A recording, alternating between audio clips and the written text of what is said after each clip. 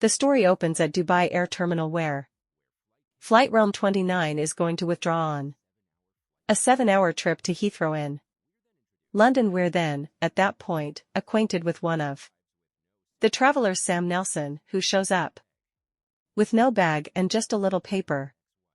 Pack the sack contains a minuscule gift for his ex Marcia, with whom he needs to accommodate. In the meantime, Marcia is in London with her new beau Daniel, and she texts Sam asking him not to board the plane anyway. Sam says that it is as well late and the flight takes off. In a little while a close-by traveler named Hugo attempts to initiate a discussion with Sam, yet Sam is irritated by him and urges him not to talk. Minutes after the fact, a young lady named Naomi enters the bathroom and finds a projectile shell on the floor.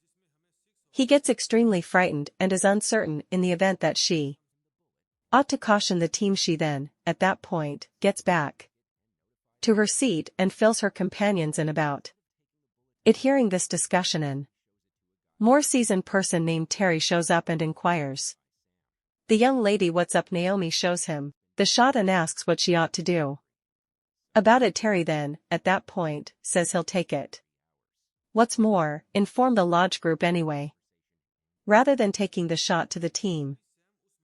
Terry shows it to a person named Stuart, who is sitting in top-notch close by Sam. The two talk about how their plan has been disturbed due to the young lady's revelation, so that's what they conclude. They can hardly trust that the excursion will reach 3 hours. In the meantime, Sam is noticing their discussion and has serious misgivings of their conduct. Following this, Terry comes outside and deceives the young ladies, telling them that the projectile was from an officer on a prior investigation and that they ought not be concerned. In spite of the fact that Naomi confides in him, her other two companions are as yet dubious. After some time, the young ladies are as yet doubtful, so they call a lodge group named Arthur and get some information about the projectile. However, he seems to have no clue. All of a sudden, Terry sees this and thinks that they should act rapidly before the group does. Thusly, seconds after the fact, Terry, Stuart and different travelers named Jaden, Lewis and Jamie take out weapons and start compromising the travelers and representatives.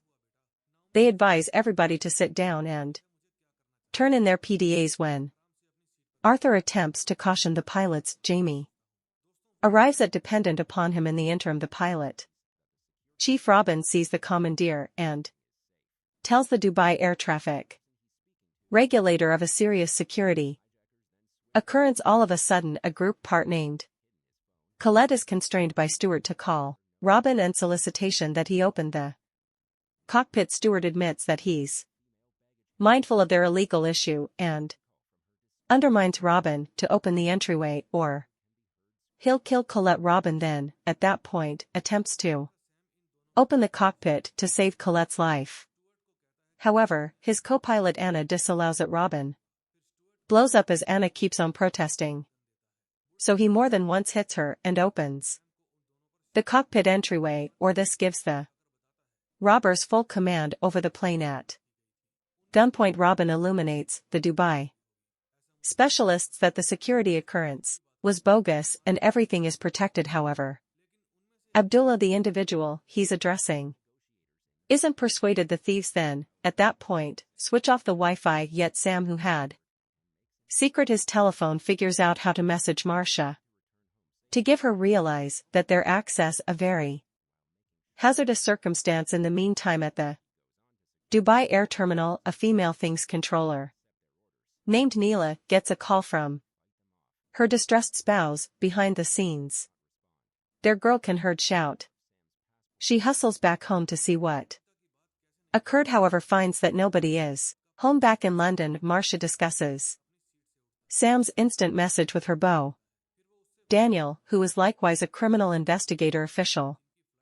Kai, who is Sam and Marcia's child, claims that his dad could never lie and he should be in peril. Daniel goes over the message and asks about Sam's Occupation Marcia and Kai then, at that point, uncover that Sam is normally gathered when there's a ton in question and the association truly needs to determine its clashes with this. He is viewed as one of the top arbitrators in the business. In the meantime on the plane, Sam gets up from his seat, approaches Stewart and makes him a proposition. He guarantees Stewart that if they permit him to get back securely, he will help them in doing whatever they need while ensuring that they don't make mistakes.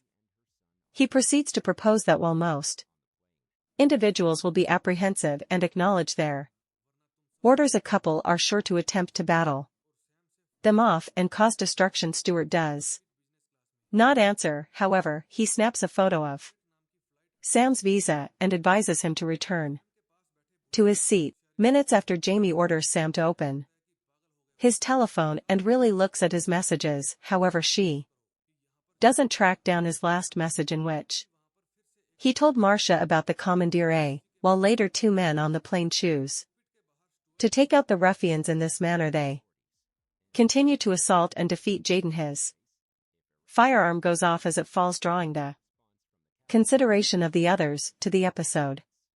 For some time there is alarm since they can't track down the lost firearm, yet Sam in the long run tracks down it and gives it to Stewart to acquire his certainty and trust.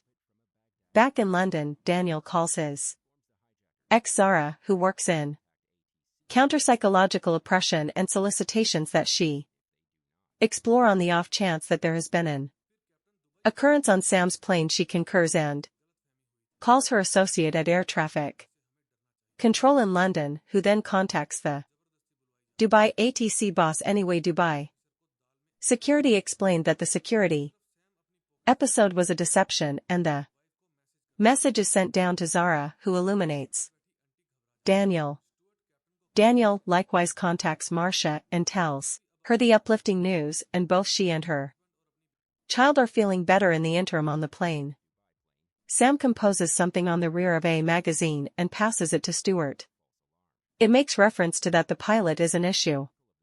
He then convinces Stewart to take Robin out of the cockpit on the grounds that the framework is moving along automatically, so Stewart asks Robin to make sense of how the framework functions, and later, discovering that the plane can fly on its own, he takes Robin back to a seat. Now that the pilot is in 5-star, Sam continues on toward the following phase of his arrangement.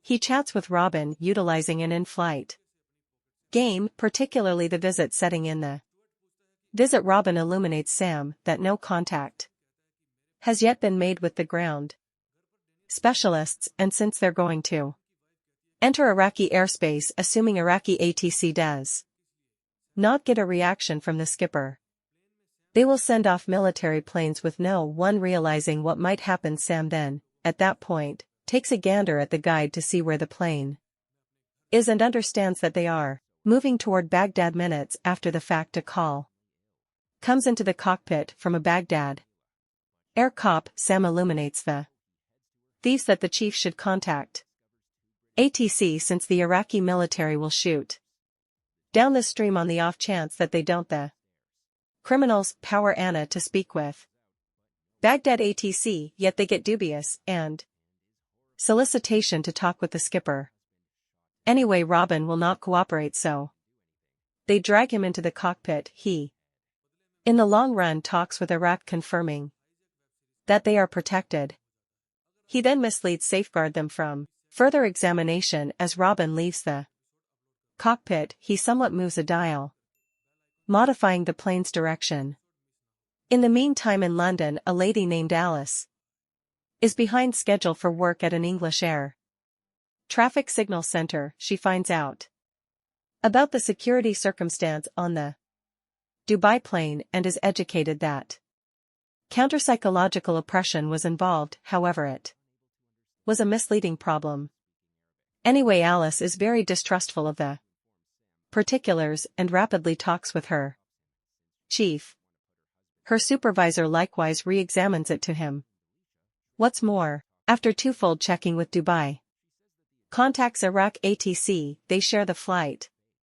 Way continuously uncovering that the plane has altered its course by 3 degrees. Alice understands that this is the plane informing them about an issue and looking for help simultaneously. The administrator at Dubai ATC Abdullah remains incredulous regardless of the commander's affirmation that they are protected. Some other time when his shift is going to end, he catches wind of his boss talking with his English partner. Abdullah starts to consider the possibility that the pilot was constrained into saying that all is well on the flight.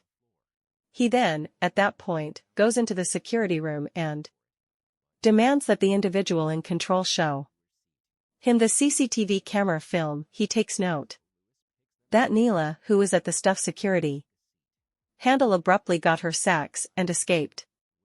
Subsequent to getting a call, Abdullah asks the security official in control about why she left so early, and the official answers that she turned out to be abruptly sick. Following this, Abdullah calls Neela. Yet, she doesn't answer, so he heads to her home. Later he finds 2 Englishmen in their home who guarantee to be house cleaners. The 2 men let him know that Neela, furthermore, her significant other, are higher up. Abdullah goes higher up and calls out, however nobody answers. He enters the washroom. Furthermore, is shocked to find Neela and her better half shot to death anyway. Previously, he can do anything. One of the cleaners shoots him in the head. In the meantime, in London, when Alice finds that flight Ka-29 isn't taking the average course, the air traffic regulator center issues an admonition, and different specialists start examining.